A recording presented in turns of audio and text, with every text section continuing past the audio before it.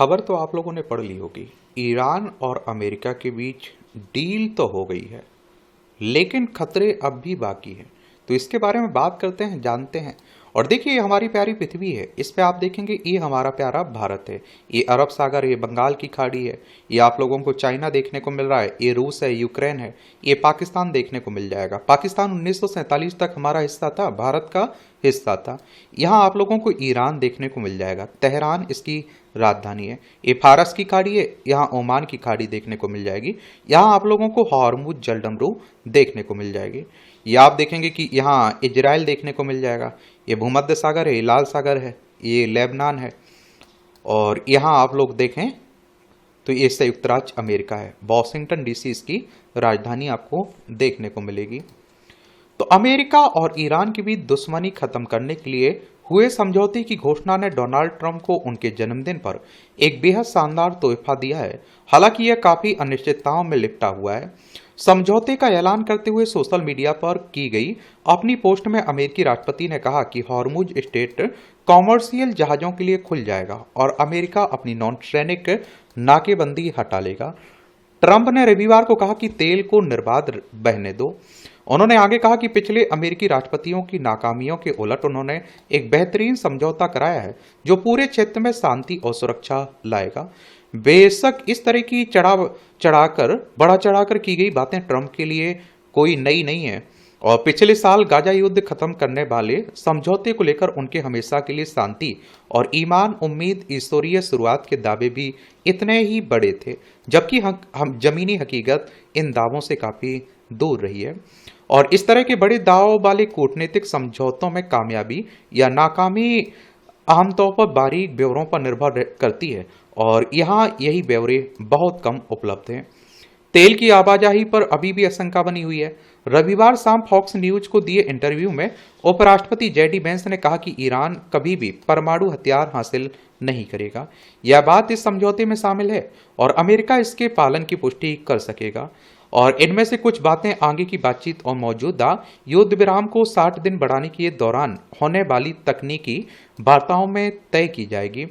लेकिन अगर दशकों से ईरान को उसके परमाणु कार्यक्रम से पीछे हटाने के लिए किए गए प्रयासों से कुछ साफ हुआ है तो वो यह है कि कोई गारंटी नहीं होती है, चाहे अमेरिका को इस समझौता MOU में कितना भी भरोसा क्यों ना हो। और मानो इस बात को और स्पष्ट करने के लिए ईरान की सर्वोच्च राष्ट्रीय सुरक्षा परिषद ने रविवार को एक बयान जारी कर कहा, अंतिम बातचीत को तब तक टाल दिया जाएगा जब तक कि समझौता ज्ञापन के तहत दूसरे पक्ष की प्रतिबद्धताओं को लागू नहीं किया जाता है। वे प्रतिबद्धताएं क्या हैं और ईरान उनकी क्या व्याख्या करता है, इससे यह भी तय होगा कि यह समझौता टिकेगा या नहीं, क्योंकि दोनों देशों में एक तो भरोसे की बड़ी कमी है। डोनाल्ड ट्रंप बोलते कुछ हैं, करते कुछ हैं। ऊर्जा बाजार के विशेषज्ञों ने चेतावनी दी कि हॉर्मुज स्ट्रेट से तेल की आवाजाही युद्ध से पहले के स्तर पर तुरंत लौटने की संभावना नहीं है। बड़ी संख्या में फंसे तेल टैंकरों को हटाने, बारूदी सुरंगों को साफ करने और सामान तेल आपूर्ति और उत्पादन बहाल करने में कई सप्ताह लग सकते हैं। आधिकारिक हस्ताक्षर होने में अभी कई दिन बाकी हैं। ऐसे में ईरान अमेरिका के पास समझौते की सफलता सुनिश्चित करने के लिए अहम बिंदुओं पर सहमति बनाने का समय है, लेकिन इसके टूटने की आशंका भी बनी हुई है। इस समझौते की इजराइल का फैक्टर, एक और अनिश्चित फैक्टर इजराइल है। यह हमेशा से 3 पक्षों वाला युद्ध रहा है और ट्रंप ने रविवार को वॉल स्ट्रीट जर्नल से कहा कि वह इजरायली प्रधानमंत्री बेन्यामिन नेतन्याहू से बेहद नाराज थे क्योंकि उन्होंने इस सप्ताहांत लेबनान में हमले करने का आदेश दिया था। ट्रंप का मानना है कि इससे लगभग अंतिम चरण में पहुंच चुका ईरान समझौता पटरी से उतर सकता था। और ये देखिए, इजराइल चाहता है कि ये युद्ध खत्म ना हो और कहते हैं कि अमेरिका को इजराइल ने फंसा लिया था, इस युद्ध में उसने शामिल कर लिया था। समझौता कायम रहा कम से कम इतनी देर तक कि इसकी सार्वजनिक घोषणा की जा सके। लेकिन अगर इजराइल लेबनान में नए सैन्य अभियान शुरू करता है तो ईरान फिर से हॉर्मुज स्ट्रेट बंद करने का फैसला कर सकता है और एक बार फिर वैश्विक अर्थव्यवस्था को खतरे में डाल सकता है। अपनी टिप्पणी में वेंस ने यह भी माना कि इस युद्ध ने ऊंची ऊर्जा कीमतों और उनसे जुड़े आर्थिक असर की वजह से कई अमेरिकियों को परेशान किया है। उन्होंने कहा कि अमेरिकी लोगों के लिए मेरा मुख्य संदेश धन्यवाद। और क्योंकि डोनाल्ड ट्रंप का अमेरिका में विरोध होने लगा था, साथ ही उन्होंने वादा किया कि ईंधन की कीमतें कम होना शुरू हो जाएंगी। ट्रंप को कितना फायदा?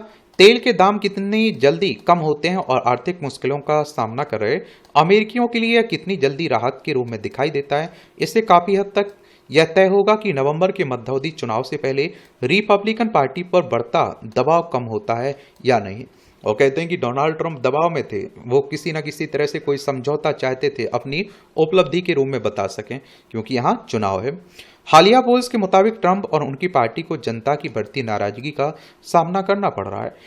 योगोब सर्वे में पाया गया कि 63% अमेरिकी अर्थव्यवस्था को संभालने के उनके तरीके से असंतुष्ट हैं, जबकि 57% लोगों का मानना है कि अर्थव्यवस्था और बिगड़ रही है। कम से कम इतना तो है कि रविवार का समझौता जारी संघर्ष से पैदा हुए कुछ आर्थिक दबाव को कम करने में मदद कर सकता है, भले ही उसे पूरी तरह खत्म ना कर सके। क्या ना कर सके? खत्म ना कर सके। अगर इस समझौते की आप लोग शर्तें पढ़ेंगे ना, तो ऐसा लगता है कि इसमें ईरान की जीत हुई हो। ईरान अपनी जीत भी बता रहा है ऐसे, और कहते हैं कि बहुत सारे जानकार कह रहे हैं कि पलड़ा ईरान के पक्ष में दिखाई दे रहा है। कहाँ? ईरान के पक्ष में दिखाई दे रहा है। ये आप देखते हैं कि अगर पेट्रोल की कीमतें वास्तव में गिरना शुरू होती हैं, तो यह अमेरिकियों के लिए इस बात का ठोस संकेत हो सकता है कि हालात बेहतर हो रहे हैं, और यह जंग शुरू होने से पहले जैसी स्थिति थी उसकी ओर बढ़ाया गया एक अहम कदम है। भले ही ट्रंप के बड़े लक्ष्य फिलहाल पूरे नहीं हुए हों, उन्हें अपने देश में अब भी राजनीतिक जोखिमों का सामना करना पड़ रहा हो। अब इसमें समझौते में क्या क्या है, ये जरूर आप लोगों को मालूम होना चाहिए। तो अर्ध सरकारी समाचार एजेंसी मेहर के अनुसार मसौदे में ये बातें शामिल हैं। एक तो लेबनान समेत सभी मोर्चों पर स्थायी युद्ध विराम की बात हो रही है, और ये आप देखेंगे कि अमेरिका की ओर से ईरान के आंतरिक मामलों में हस्तक्षेप न करने की प्रतिबद्धता, 30 दिनों के भीतर अमेरिकी नौसैनिक नाकेबंदी हटाना, 30 दिनों के भीतर ईरानी व्यवस्थाओं के तहत हॉर्मुज स्ट्रेट को फिर से खोलना, अमेरिका उसके सहयोगियों की ओर से ईरान के पुनर्निर्माण के लिए कम से कम $300 अरब देने की योजना, ईरानी तेल और ऊर्जा उत्पादों पर लगे प्रतिबंध समाप्त करना, परमाणु हथियार नहीं बनाने की ईरान की प्रतिबद्धता, अमेरिका की ओर से क्षेत्र में अपनी सैन्य मौजूदगी नहीं बढ़ाने और नए प्रतिबंध नहीं लगाने की प्रतिबद्धता। बाकी देखते हैं क्या होता है, ये तो आने वाला वक्त ही बताएगा। बाकी आप लोग क्या सोचते हैं, अपनी राय जरूर बताइएगा। धन्यवाद।